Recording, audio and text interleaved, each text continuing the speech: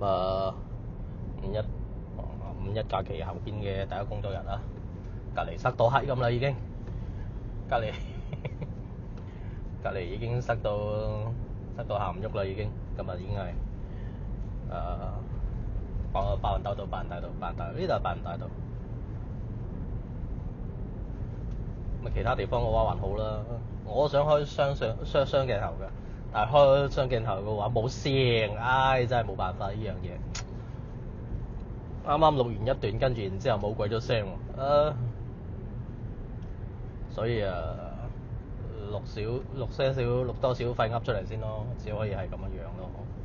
係啊，你哋嗰邊嘅話，今日都係應該6號上班喎，哇哦，好鬼妹。冇辦法，廣州呢邊嘅話就白雲區呢邊少啲，可能中心區域嗰邊多啲嚇。你哋嗰邊基本都係見怪不怪啊。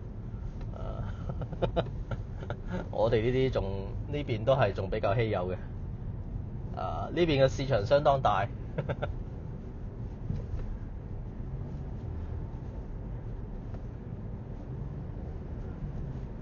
所以有一個問題就係你哋嗰邊嘅話就我唔知油管上邊嘅嗰個規矩啊，俾唔俾講粗口？冇計啦，習慣咗嘅話就乜嘢都中意順帶噏屌噏嗰句咁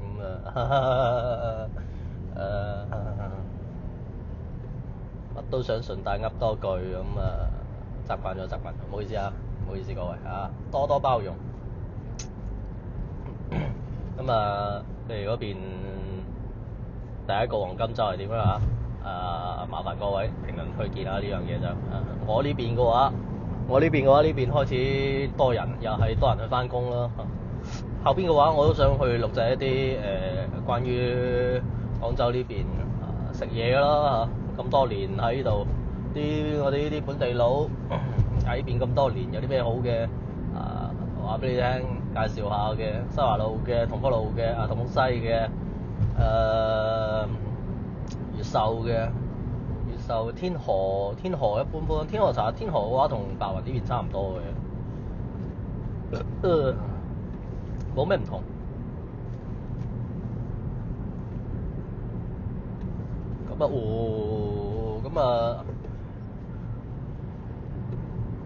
咁呢邊嚟講嘅話咧，相對就住嘅話就可能會平咯，相對平啲咯。白雲呢邊嘅話，你話要去返城中心去到白雲，去到越秀荔灣去天河咁嗰邊住嘅話，咁相對係貴啲咯。咁當然你哋嗰邊嚟講嘅話咧，可能價格可能對呢樣嘢唔太敏感咯。即係等於就係如果你話一個人過嚟呢邊住，咁要電梯樓，要加裝修要拎包即係攞包就即刻可以用，即刻可以住咁樣嗰啲嘅話，可能3,000零4,000蚊左右吧。你個人式公寓嗰種，又或者係個人對個人嘅嗰種嘅話，就3,000零4,000蚊左右啦，應該係。咁如果喺白雲呢邊嘅話，相對就會有好啲咯，就可能1,000零2,000蚊左右可以解決咯，就有相對嘅配套設施咯，係。咁呢邊嚟講嘅話就平好多咯。咁當然就有咁樣嘅價格，咁配套翻就係你要出去嘅話，可能就遠啲咯，大概係半個鐘地鐵左右吧，差唔多啦。